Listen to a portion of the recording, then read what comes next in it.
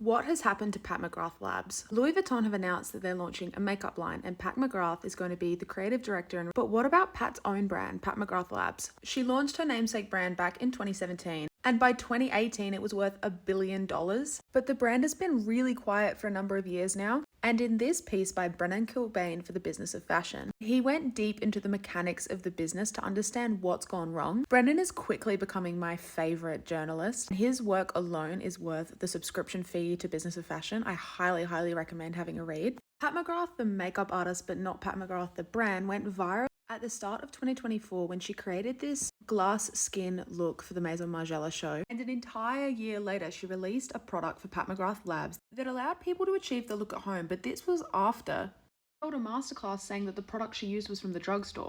Beauty products notoriously take a long time to formulate. When it launched at the very end of January, it was advertised to have extremely limited quantities, and it sold out really quickly.